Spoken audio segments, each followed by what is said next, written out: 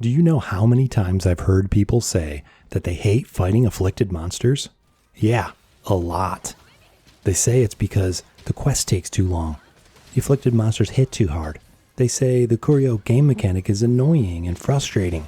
The real reason these people are bitching about afflicted monsters is because they haven't yet figured out this one simple trick to defeating them quickly and easily. If they knew the trick, there would be nothing for them to complain about. And it's not even a secret. The method for beating afflicted monsters quickly and easily is right there in the story. Now, if they only took the time to read it. Look, I don't want to read stuff either. I've played through the entire storyline, up through and past Master Rank 100, and I haven't read a single line of dialogue. At all. I even skipped the cutscenes, but that didn't keep me from figuring out the trick. Because, well, I'm curious. When I see something new, first I look at it, then I smell it, and then I hit it. And that's how I figured out the trick. Anyone who hasn't figured it out yet must be an extremely disinterested type of person. Perhaps afraid of new things. Perhaps so caught up in the repetitive grind of the game that they didn't notice that things had changed. Or perhaps people are progressing too fast for their own skill level to keep up, and now they're in the deep end without knowing how to doggy paddle. In any case, ignorance is no excuse. You can't fight the afflicted monsters the same way that you fight normal monsters. And your mistakes are costing people their lives. If you haven't figured out what I'm talking about yet, then this video is all about you. Those of you in the know, however, can already predict what I'm gonna say. Hit the sparkly red stuff. That's it. It will explode for massive damage. If you don't hit it, then the monster explodes for massive damage on you. It's really that simple. Now, some of you out there are screaming at your screen saying, no shit, this isn't a secret. I already know this. Okay, so are you actually doing it in the quest? I mean, seriously committed to it?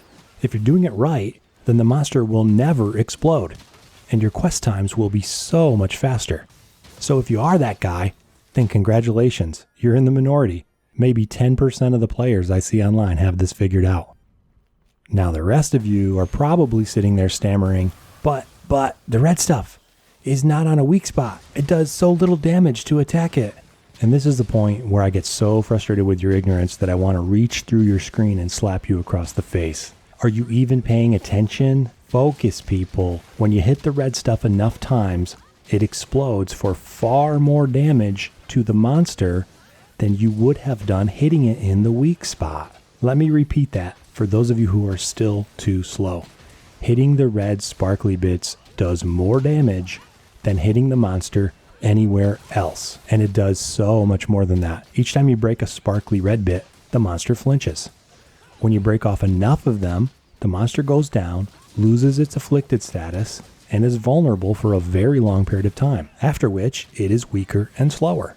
Then, and only then, should you start hitting the weak spots like you do with the normal monster. When it goes into the afflicted state again, you must start hitting the sparkly red bits again. But some of you still protest. You say, the only reason I'm fighting this monster is to get afflicted materials to craft my weapons. I don't care for the new game mechanic, and I want to deal with it as little as possible.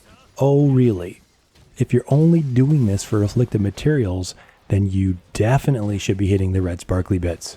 More part breaks means more afflicted materials. Tail cards give you more too. There's literally no excuse for not hitting the red stuff. All you're doing is making other people carry you through the fight and increasing the chances of quest failure. So if you're that guy, don't be. Get with the program. Sunbreak is here. It's a new game, a new reality. So for those of you who do have it all figured out, share this not so secret with your friends and other online players. Tell them to hit the red stuff. Put it on a shout out. Better yet, put the link to this video on a shout out.